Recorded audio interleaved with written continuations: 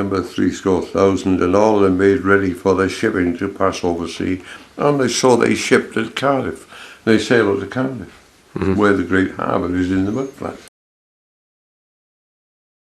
Today I've returned to Pontypool and I'm with Jeff Simmons. Now Jeff Simmons had a sighting a long time ago when he was just 16 years old in 1974. Fire away, Jeff. Well, it was 1974, as we said. 16, just sort of left school. I was playing in a band. The sort of four of us were in a van in Blenavon, sort of about 6 or 7 o'clock, I would think. Got some chips, because it was that time of day, and we decided to drive up to the top of the Fox Hunter, which was a local spot where people go to sort of look at the views. Got up there, sat in the van, eating chips, summer's evening. What sort of time? I'd say it was about sort of 6 or 7 o'clock. It was so still light. It's still light. It's a summer's evening. You can still see off into the distance, right across to the horizon, you know. Right, because here in the valleys, sometimes you've got no visibility because of the cloud. Other times it's so it was clear day. It was a beautiful day. Right. Clear blue skies, sun was still sort of shining, and we were sort of making plans for our future with the band. So we were sat just talking. Wayne, who was a little bit older than us, was the driver. He decided that he needed to sort of get out the toilet and get out of the van and go to the toilet in front of the van, you know, which he'd done. Got back in the van. We had a row of spotlights on the front of the van, typical sort of band van in those days. And some sheep came up, so we sort of flashed the lights to frighten them off. And when the lights was flashed, I immediately seen a bright, what I thought was a star in the sky. And I took a closer look at it, and then there was another one alongside it, and all this sort of happened in a couple of seconds. I said, "Look at that!" I said, two stars across here to Simon, who was sat in the back of the van. Simon pointed his head around, and at that point we could see what was a cigar shape, and there was 4 lights in there. So we were all wondering what this was. So just to interrupt you there, Jeff, the 4 lights in a row. Yeah. So you could actually see some structure behind the lights as well, could you? Yeah, there was this cigar shape, and within that cigar shape you could see the sort of 4 lights, which we knew were lights at this point. Okay. We all decided to get out of the van and have a closer look. By the time we'd got out of the van, the craft was over us. It was a circular craft, and it was about the size of a football field from memory. We were just in awe of it. We couldn't believe what we were seeing. And one of the things that struck me was how fast it had come across from that distance, because I think you can sort of see about 25 miles to the horizon with no interruption. So it had travelled all that distance by the time we got out of the van. We were looking up at it. There were some sort of pylons to the right hand side of us. We'd made our way across there because that's where it was above us there. At this point I thought there were like lights running around the outside of it, I could see. And then Wayne got back in the van and tried to start the van, but the van wouldn't start. And then what happened was something from the centre of the craft came out and dropped down into what was the lower car park. Now I didn't know what it was at this point because it was somewhere I'd never been, but Simon was living in the area. I said to him, "What's down this thing?" And he said, "Oh, it's just a lower car park." He said, "It's just a dingle down there." So at this point, this craft shot off and went towards Abergavenny, but didn't build up speed, no sound off it, just went and it was gone. And this other craft was down in the bottom now. So something came out of the larger craft, field-sized craft. Okay. When this craft shot off, the main one, the van started. And Wayne was shouting to us to get in the van and go. He wanted to go. And I said, "I'm going down there." I said, I've got to know. Even though I was frightened, I was absolutely petrified what I'd seen. I had to go down and have a look to see what was down there. And I said to Simon, "How far is it to walk?" He said, "We can walk it. It's no problem." So Simon said he was coming with me. And then there's another boy with us, Yucca. He was the other boy in the band. He said, "I'm coming with you too," which left Wayne on his own. And then I think Wayne sort of realised that he was sort of the oldest one of us and he had to look after us and what have you. I think that's what it was. He agreed then to take us down. So we got in the van and we went down to the bottom car park. when we got down there, we parked the van, got out, and we could see this smaller craft that had come out, and it was like as if it was scanning the area. So how high off the ground would it have been? Well, at this point it was dark. It was getting dark, so it was difficult to see. I couldn't make out where the dingle was in comparison to where the craft was. Right. So, but by the time you'd got down to this place, it had got dark. It was getting dark because all you could see was like this light. Mm-hmm. It looked like a light underneath the craft, Mm-hmm. and the craft was sort of scanning back and forth. And this went on for quite some time. Did you get any impression of the shape of the craft?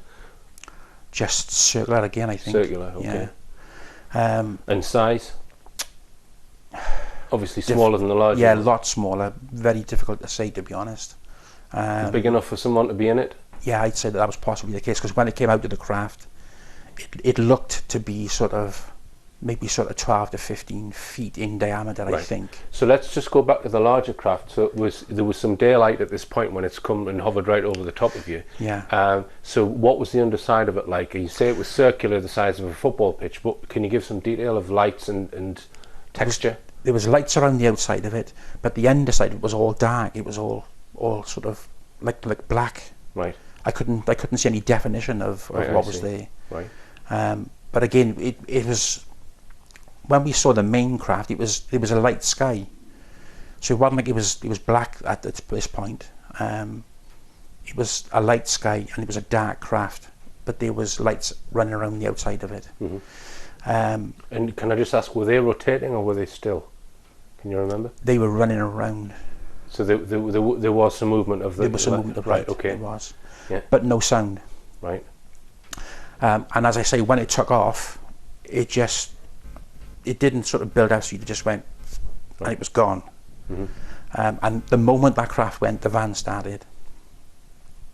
But when we were down in the bottom there, this thing looked like it was scanning the dingle.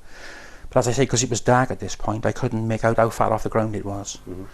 But I had this impression or this feeling that this craft was coming back behind us, the main one. How close did you get to that thing that was scanning the land? Difficult to say. We were in the bottom car park. We couldn't go any further because it was a dingle. We couldn't Right. see. So it's not changed that area any? I don't think so. I mean, I haven't been up there for Right. I don't know how many years. Right. So you didn't wait until this smaller craft still there when you left? It was still there when we left. Yeah. Right. And I tried to get Wayne to go back, because once I knew there was a car behind us, I wanted to see what the outcome of this was. Right. But Wayne wasn't having any of it. I'm going. Right. So I then persuaded him to go to the local pub where my two older brothers were, Mm-hmm. and tell them about it. And when we got there, a friend of theirs wasn't surprised that we'd seen this craft. And they named Richie Hewans, and he said he wasn't surprised at what we'd seen, because all the locals had sort of seen different lights in the sky and different sorts of goings on, you know. Mm-hmm. And he also said that up here somewhere there's a magnetic field, and he said that it was his thoughts that they were attracted to that for some reason. All right. You don't know why he thinks that, or you just something. He seemed, because to start with, I was a little scared of him, because I thought that maybe he was sort of taking the mick out of us a bit, but he wasn't. He was quite serious that he'd had lots of friends who told him about different stuff going on up here, lights in the sky and that sort of thing. Location itself, do you know anything significant about it? I mean, Well, certainly interesting landscape, and it's well secluded. So if a craft was down in that dell, it wouldn't be picked up on radar, would it? No, absolutely not. Amazing how they seem to choose these remote, not far out the way, but fairly remote. It was, I mean, from what Simon told me about it, it was just overgrown sort of land. There was nothing up there of any significance, only in the fact that they called it the Fox Hunter because there was a famous racehorse, and when it died, they buried it up on the mountain, and the name of the horse was the Fox Hunter. right. And what about the other members of the band? I mean, are they still in the area? Simon was sort of my age. Simon and I first met when we were about 11 or 12, playing in bands. He played guitar, I played drums. Mm-hmm. And we've been friends sort of ever since, really. But as life sort of moves on, you move on, you sort of Yeah. split up and you go your separate ways. I mean, if we can't meet any of them, if you could get an email statement from them without actually feeding them your story. Right, I'll do that. Right, okay. Because I've spoken with Simon a couple of nights ago, and he sort of, because I spoke to him about it a few years ago when I played in a band with him, and he didn't want to talk about it at that time. He just said, I don't want to talk about it. Really? Yeah.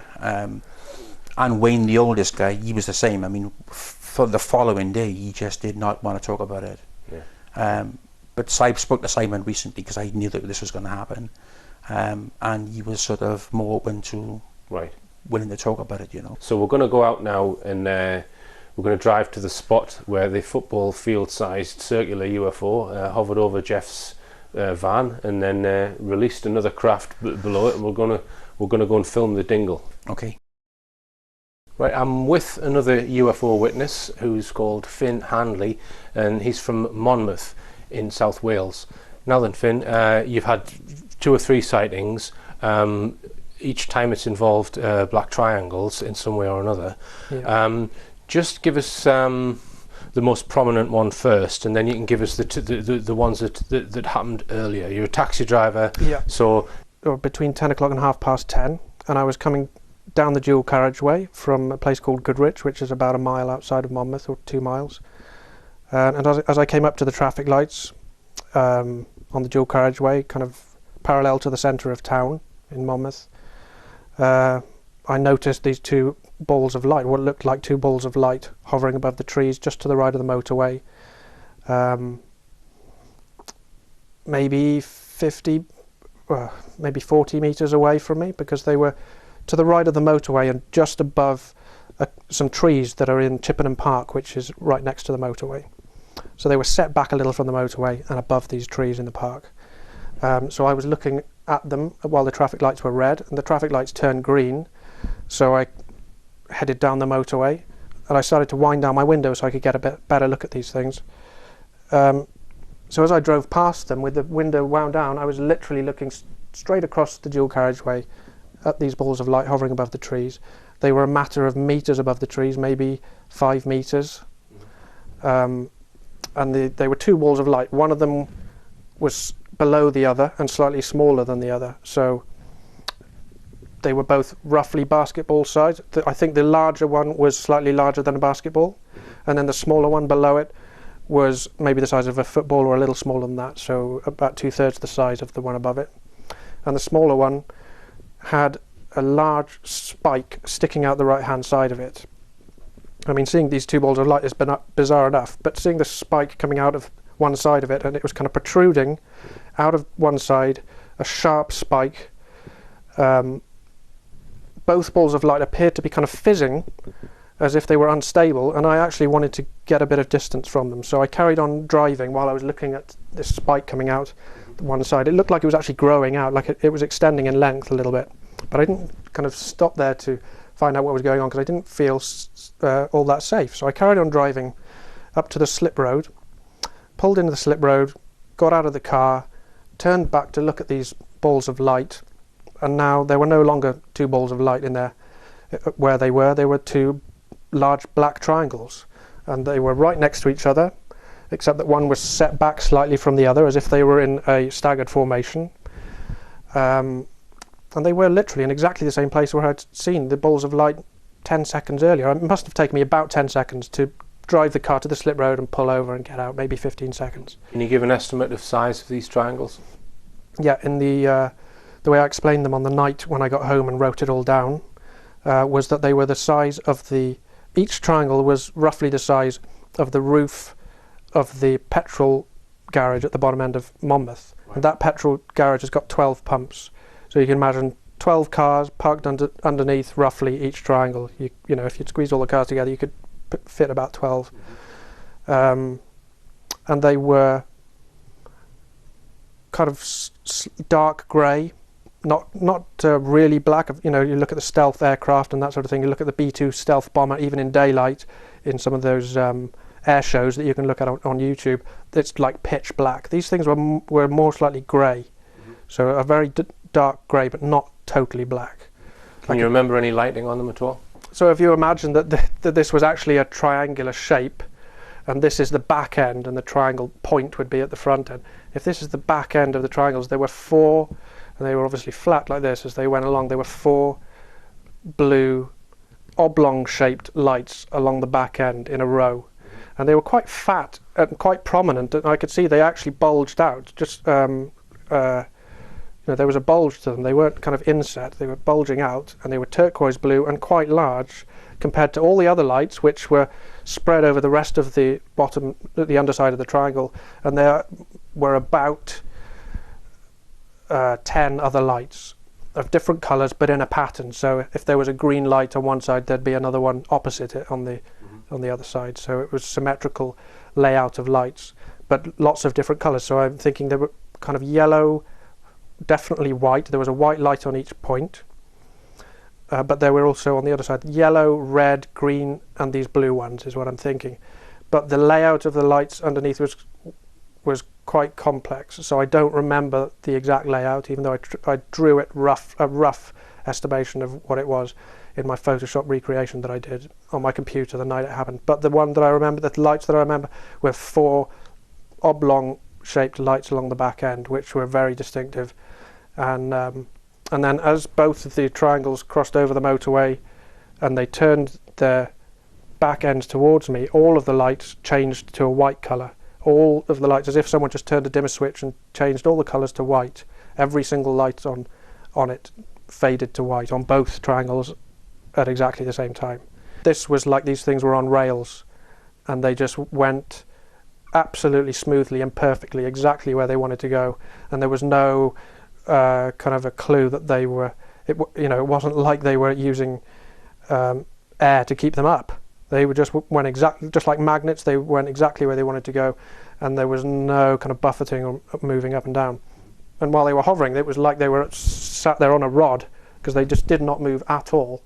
But after about 5 to 10 seconds, they started to move across the motorway at about walking pace. It was quite slow how fast they moved. And I think it may have taken another 10 seconds for them to cross the motorway. As they went across the motorway, they actually extended in length. So they started off as equilateral triangles, pretty much identical to the other 2 times when I'd seen them, which we'll get into later. But as they crossed the motorway, the front was actually getting longer as it was moving slightly faster than the back end. In other words, they were elongating as they were moving. So by the time they got to about halfway across, they were now longer triangles, more like an arrowhead sort of shape than a equilateral triangle shape. They also went transparent, like the heat haze on a hot road. If you're looking at a hot road and you see this kind of rippling effect, it was like that sort of rippling effect, or looking at water when it's rippling. I could tell that they were still there, but they were transparent, and this lasted about half a second. It literally was like someone just pressed a button and then pressed it again at that sort of speed, as if, right, turn on the invisibility, now turn it off again. So it was very quick, but it was quite distinct and quite obvious, and again, both of them did it at exactly the same time. So both triangles went ripply and then went solid again, and this was all as they were moving across the road. And now one of them heads up the motorway towards Ross-on-Wye. It seemed to accelerate, but it didn't shoot off at really high speed. They were going at walking pace, and then it just started to pick up speed as it went off into the distance. And the other one had turned its back to me, and it went away a little while, and then for 10-20 meters, and then turned right and followed the Wye Bridge straight over the river and headed over towards Wysham. And interestingly, I've got some newspaper clippings. Other people saw the black triangles on that night, and one of them was a guy who lives in Wysham. I spoke to him on the phone about it afterwards. But the first sighting of these triangles happened in late 2007, and I've got the exact date. I'm thinking it was around 7:30, 8 o'clock at night. It was in the winter, so it was already dark. And as I was driving down the road, good visibility on the ground, but there was a thick layer of fog above, and I saw these 2 balls of light dropping out of this cloud layer, and they headed down behind the housing estate near my sister's house. So I pulled the car up. I thought I might as well just park up at my sister's place. So I pulled around into her car park, got out of the car, looked back in the direction where I'd seen these balls of light dropping behind the estate, and lo and behold, out from behind the rooftops came these two black triangles. They were equilateral in size. They appeared to be quite small, maybe the size of a single-man jet fighter. At the largest, they about that size. They seemed to be relatively high, maybe the height of Big Ben, and they both flew over my sister's house. They had white lights on each point, and no other visible lights apart from a light right in the centre, which was flashing, and this light was also white. So the flashing light on it, plus the fact that this all seemed a bit too good to be true, I put it down to being some sort of aircraft that I'd not seen before. But I knew deep down that these could be black triangles, because I'd heard of black triangles before. Okay. And they were clearly triangular shaped. I didn't hear any noise. So yeah, and they just headed off towards the centre, in the direction of the centre of Monmouth, and that was that. I have had similar accounts, in particular a guy called Eric Goring in Lincolnshire described almost exactly what you've just described. It didn't have the spike coming out of the orb though, but it had the materializing effect and the balls of light which seemed to turn into a triangle, which sounds completely bizarre. Yeah. But maybe it's a stealth craft, maybe it's ET, who knows, but thanks very much. Indeed. Thanks very much, Rich.